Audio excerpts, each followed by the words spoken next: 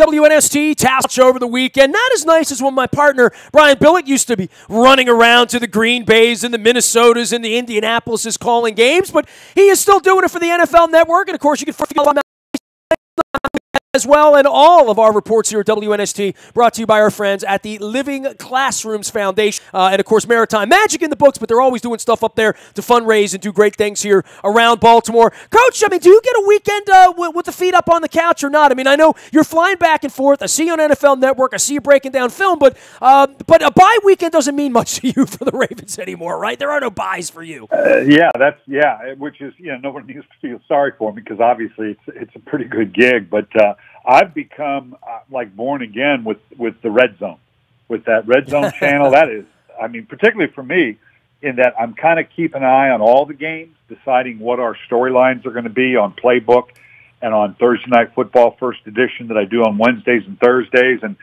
what are the things that most interest me, and then kind of go back because I do get the film and really go through and pick through the games once I kind of see. So I've become a huge, huge fan of the Red Zone. When was the first time you saw Red Zone, Coach? Because let's see, you left the Ravens in 8. You did games for, 7, 8. I mean, a long time, right? I mean, you were a part of the Red Zone in my world when we had bye weekends. I'd say, I don't know where Brian is this week, and I'd see you screaming about the Bears, and I'd be like, oh, that's where Brian is today. And I guess some of the voices, that's the other weird part of Red Zone is, I'm like, is that Kenny Albert? Is that Harlan? I sort of miss all of that, but it's been real to me from the beginning because of bye week, but it really is addictive, and I would think for a guy like you never really experienced it until recently, right? Well, for 2 years, when I got off the road doing games, I would do a show on Sunday in L.A., kind of their version of the Red Zone. They still have it, where during the games, we bounce around through all the different games. Not quite like Red Zone, a little more expansive and a little bit more of the full games, but more, we don't actually go live to a game. We just kind of recap what's going on. And so we're sitting there, and I've got every game in front of me on all these screens. And that's when I thought, wow, this is kind of cool. And so when I started doing this year, because then I was doing the Sunday show, realizing that the Red Zone really, rather than me try to keep up with it, and Andrew Siciliano does just a phenomenal job staying. I don't know how Andrew does it in terms of jumping from game to game, saying, oh, well, they're here and they're doing this, and this is how they got there, and the way it bounces around. And, it's a great way to keep, and, you may not want to keep up with all the games. Obviously, you want to follow your teams, whether it's the Ravens or somebody else. But for me, that kind of wants to sample everything and then bring my focus. It's pretty good. All right, so I sat and watched all this football over the weekend, and look, I'm a Ravens guy. You're a Ravens guy. We're all sitting here feeling sorry for ourselves, right? Under 500, lost in Nashville, and woe is us. And, I think we're all in agreement. The Ravens aren't very good right now, but then I watched all of the rest of these teams, and I thought to myself, well, that last wild card spot is sitting there for someone, and that's Buffalo or Miami or the Ravens or the Raiders, and I have no reason to believe, looking at the Ravens' schedule, looking at their their health against some of these other places that are, starting Brett Hundley this week in Green Bay, I look at it and say, much like Ted Marchibroda, your predecessor, why not us at this point? Sure. I mean, it's probably unrealistic, even though the Steelers almost screwed up that game against Indianapolis yesterday, as is typical of the Steelers on the road. They just seem to struggle and have to pull it out late, as gifted as they are. Hard to think that the Ravens are going to catch the Steelers. So that being the case, just as you're saying, when you look at the division, because it's all about, well, how do I win the division, right? And you look at the division and you go, okay, well, this isn't going to happen. So we're in the AFC wild card division, which includes Tennessee, Jacksonville, Buffalo, Miami, maybe even the Raiders. You look at that and you look at how they're playing and the path that they have, and you got to feel pretty good. I mean, the Ravens have got to do, but as sad as it may sound from a holistic standpoint, 8-8 may do it to get into the wild card as that 6th seed. certainly 9-7. The Ravens are certainly capable of that. Well, and in the case of these other teams and watching them play with backup quarterbacks and watching them play with backup everything at this point, make a case for any of the rest of these teams, Coach. I mean, obviously the Houston Texans with Tom Savage, the Bengals flailed around, the Chargers hung into the end, and Chargers are the one team out of all these teams that I wouldn't want to see because it seems like they show up every week. But I have no vibe. Certainly the Bills look like they're a mess right now. But that being said, the Saints look pretty good going into Buffalo. I can't think of the last time the Saints went out in the 30-degree day and won a football game like that. Yeah, of all the teams that I've seen, Buffalo would be, looking at it from the standpoint you're talking about, what's the biggest rival for the Ravens right now? It is Buffalo. Because I think they're as complete a team. Tyrod Taylor is actually playing pretty good. Now, they're playing a pretty good Saint team. But when you look at their schedule the rest of the way, they've got to play in L.A., those Chargers you just talked about. They're at the Chiefs, and we know how good the Chiefs are. And then they're in the division, where they got to play the Patriots twice and the Dolphins twice. So the fact that they're Patriots twice. So, yeah, just from the standpoint of who they're playing and where they're playing them, Buffalo, I think, is the best team left for the Ravens to be concerned with. And they've got a pretty good challenge in front of them. Now, obviously, the Ravens, when you look at it, the fact that as they go forward, a Aaron Rodgers-less Packer team up in Green Bay, okay, that's fair enough. The Texan teams, Tom Savage, we're seeing why he got replaced after the first quarter. Before the Lions are a team that's up and down. Then you're in the division with the Steelers and the Browns and the Bengals, the Colts by that time. So to look at the Ravens and say, can I see 5 wins here? Yeah, I mean, I think if they get back, they're healthier.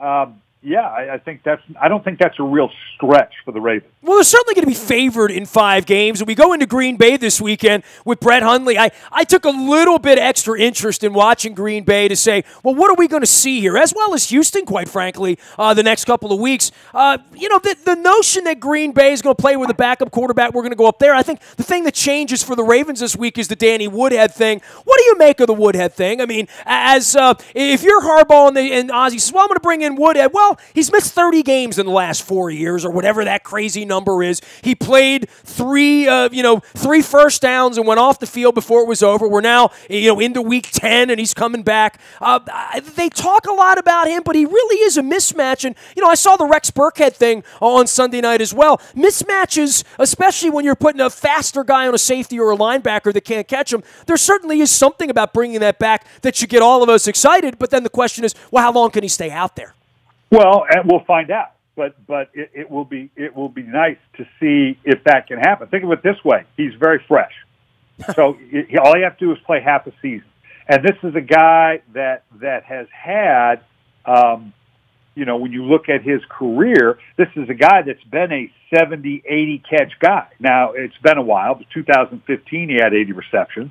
If you can get half that in the remaining half of the season, that's going to add a whole nother dimension for Joe that maybe will open up some of the bigger plays with to go with the running game that could be very, very good for him. So it's okay.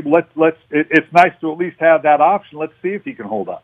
Coach, here come the New England Patriots. I know you noticed that on Sunday. I guess that's everybody's worst nightmare here, right? That they're just going to run away, or even the Steelers at this point. But I am a little bit more concerned about the Patriots because all of that, well, they're going to give up 30 a week back in September. That feels like that's gone, and especially gone when there's poor quarterback play on the other side, as Brock Osweiler pointed out. And Sunday night really was about the special teams just being horrific for the Broncos, not giving them a chance to win. Yeah, I think the New England Patriots are kind of under the radar watch now, which seems kind of odd. I think it goes back to both Kansas City and Pittsburgh. It's about we got to get home field. There's no way we're going to go up. Not that they can't, but no one's going to bet on it. Go up to Foxborough and beat New England. The only chance you have, like when they have lost, when they had to go on the road to Denver, and that's the game everybody comes back to a couple of years ago. But Pittsburgh needs to win, not just to hold off the Ravens, because that's likely going to happen, but you got to hold off New England in terms of home field advantage because they're looking pretty good. And they've added, just typical New England, I mean, they're adding Martellus Bennett, who's kind of, I thought that was the best free agency pickup in the offseason, went to Green Bay. That obviously didn't happen.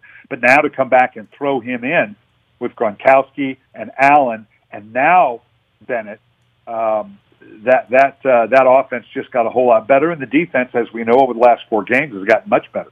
For the NFC being the stronger conference at this point, I don't think there's any question that the candidates at the top, we talked about the Saints a little bit. Boy, the Vikings have been impressive too. I thought going into D.C. the way they did, winning that football game, they've been over to Europe now and come back. They seem to have figured out the quarterback thing. And Case Keenum, at one point early in the day, he had a perfect quarterback rating and 4 touchdown passes. Case Keenum, coach, who knew, right? Yeah, and I think, and I'm guilty of that as well, thinking of Case Keenum in a certain way, remembering the playoff. Well, that was his rookie year. Now, a couple years ago in St. Louis, not very good, but they weren't very good.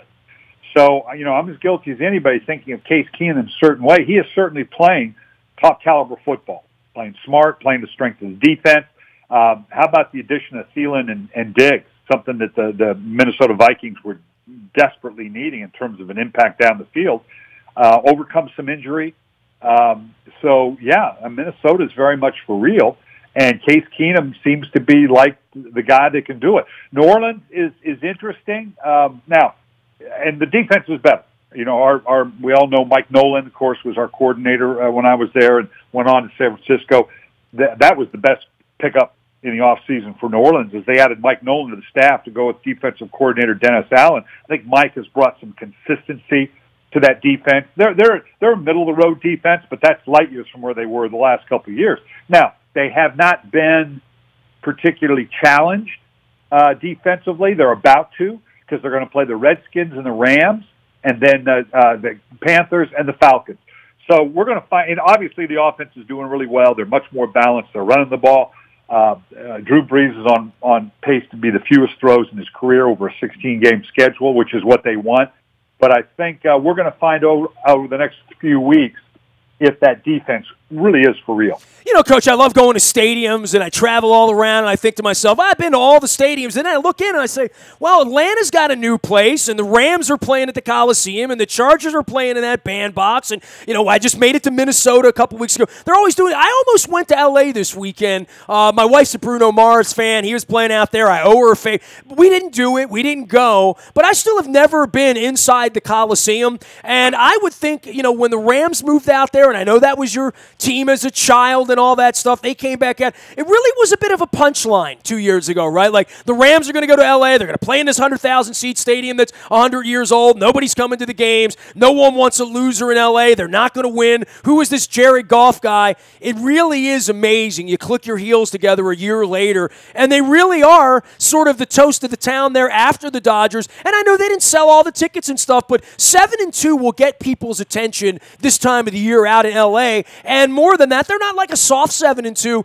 This Goff kid, along with Wentz, it really feels like a star is born here, that as much as we're urinating on the league for all the players that aren't any good, and the play not being any good, and the knee, and the commissioner's fighting with Jones, and I'll get to that with you in a minute on the politics, but the Rams have emerged as a star team all of a sudden, right? Oh, absolutely. And again, being from L.A. And growing up going to the Coliseum and all those things that go with it, everything you just said about L.A. is right.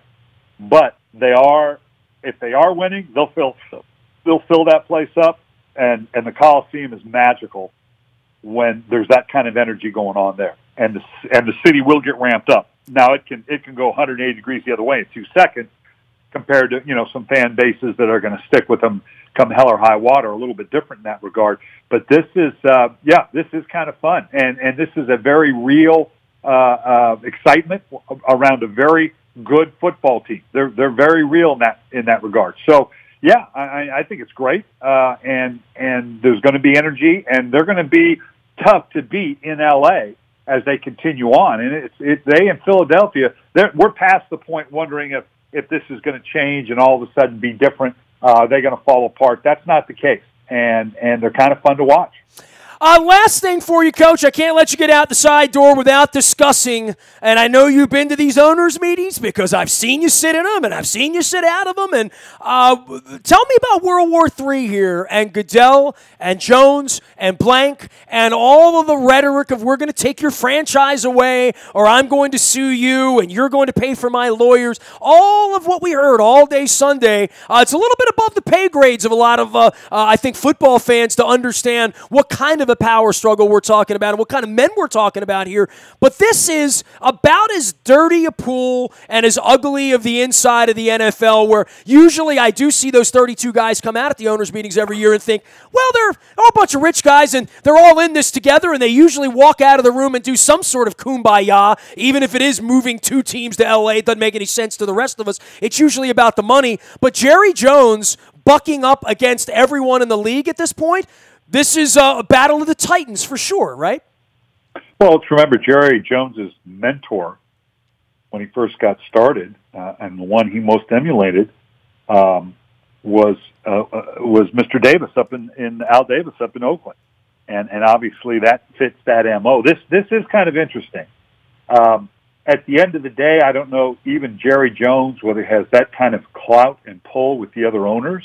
We've seen him do some things along this line that are surprising, that what he's able to pull off. I think if nothing else, this is Jerry Jones maybe, throwing an inside fastball, trying to brush Roger Goodell off the plate a little bit, saying, hey, you better pay attention here, or you're going to get beamed with a fastball. And whether he has enough inside to do it, who knows? We'll see. This is interesting. I don't know that we're going to really get the curtain pulled back to see what's going to happen. Goodell's strength stems only from what support he has from the other owners, whether it's a Robert Kraft, which had been strained over the last few years, obviously, an Arthur Blank, some of the others. But at the end of the day, let's remember, Goodell works for them.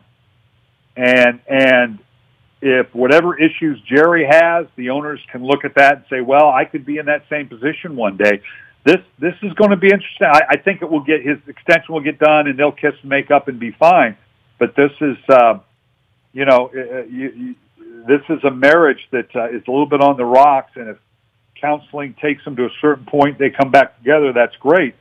But I don't know. This one's going to be interesting. Well, the other part of this is how much is bled out of the room, right? Like, you're in these rooms, there's supposed to be cones of silence and all this stuff, and everybody has loose lips to Peter King and their favorite NFL reporters coming out of the room to report what's really going on in there. And it really does feel like a power play amongst really, really wealthy guys who look at the league, look at the problems, look at the empty seats, look at the sponsors and the TV deals, and really do see this a different way moving forward, right? Yeah, it's a little like what Roger's going to experience is a little like some coaches, having spoken out of experience, and we're about to come up on, in the next couple months about all the changes and why and how many and then who they replace with in a predictable way we do every year.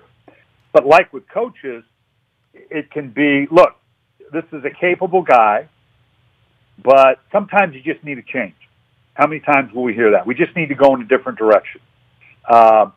And so it's not an indictment of what kind of coach they are, or it's just, well, sometimes you just need a change after a period of time. Remember, in coaching now, Bill Walsh always believed it was about 10 years. And that because of just the wear and tear of it and the way that a coach and a general manager and an owner and the fans and the media wear on one another, that's kind of a shelf life. Now, the commissioner's gone beyond that, but this commissioner has faced a different set of challenges. And if I'm not mistaken, he's about 10 years, is he not? Maybe a little bit more. Gone past that point where maybe there just needs to be a change for no real logical reason. Whether that applies to the commissioner or not, I don't know. Some of that thinking may be that. I don't know. Well, the one thing I keep hearing is from people, and I've heard this around town from angry sponsors and stuff, is Goodell's done a horrible job. He should have told Kaepernick, get the hell out of my league last year and get off the field. And well, they have told Kaepernick to get the hell out of the league. They blackballed him. You know what I mean? He doesn't have a job. I don't really understand what people wanted Goodell to do, especially because he doesn't have a great relationship with the Players Association on behalf of the owners, because I don't think the commissioner's ever going to have a great relationship with the Players Association at this point. I do find it interesting that how many people poor mouth him when all he's done is make those guys money and a job that, quite frankly, you like yourself. You've got a big ego. You'd like to make $40 million a year. Dude, you wouldn't want that job. I don't know how many people think that they could do that job and do it as well as Roger Goodell's. And I'm not here to be an apologist for Roger, but I find it fascinating that now 10 years later, when the league's bigger and better and more profitable than ever, they're going to piss on Roger today. I find that to be sort of unfair to him, I think. Well, it's like we find in our political arena, don't we? Whatever part of the fringes you are, that's going to be your view regardless of the facts. I equate a little bit to the hubbub about Donald Trump and Putin, and over there they're upset because he didn't call out Putin. Okay, those that are okay, Russia is what it is and all that. What do you want to do? Okay, you want to invade? Go through regime change? I mean, that's what you're saying. Well, no, we don't want to do that. Okay, well, then you better find a way to communicate. And if you got to work around the edges a little bit, because what's an enemy is also an ally, and different, Roger Goodell's kind of dealing with that a little bit. And so it's going to be interesting to see what transpires here. I got to believe he's going to come out of it, but we're also going to see what ownership, because at the very least, it's going to require the owners, if not publicly, at least within that room, to declare, okay, whose NFL am I a part of here? Is it Jerry Jones's or is it Roger Goodell's? And so it's going to draw a line in the sand, and they'll deal with one another. It's, at the end of the day, it's just business, and they'll be fine. But it's going to draw the line in the sand for a lot of people. Hey, always appreciate your time, Coach. We'll send everybody out to Coach Billick to follow you on Twitter, as well as the Living Classrooms Foundation. We'll see you next week, hopefully after a level-setting Raven victory at Lambeau Field. Great to have you on, Coach. Thanks. Sounds great. There he goes, head coach Brian Billick on behalf of the Living Classrooms Foundation, our partner here at WNST.net. And, of course, you can follow him, and no one's better on Twitter than him, at Coach Billick, out on the web during game days and other times as well. You can find me out in the buyatoyota.com audio vault 24 hours a day from anywhere in the world on your mobile device by downloading the TuneIn radio app. We do come in crystal clear from anywhere in the world. Our morning newspaper ships to your email inbox free of charge and is all powered up by our friends at Planet Fitness and planetfitness.com. Last but never least, you can always find me on Facebook, Twitter, LinkedIn, Snapchat, Instagram, streaming live on our Facebook as well as our YouTube WNSTV channel. Don't forget, on Thursday, Dennis Kolatzis will be here driving you home with the SSV on WNST. All of that brought to you by Coons Ford of Security Boulevard. And, of course, they sponsor our WNST tech service. Any breaking news with the Orioles, with the Ravens this week, you will get it first there. It's all brought to you by Coons Ford of Security Boulevard. I'm Nestor. We are WNST.net, AM 1570, and WNST Towson, Baltimore. And we never stop talking Baltimore sports.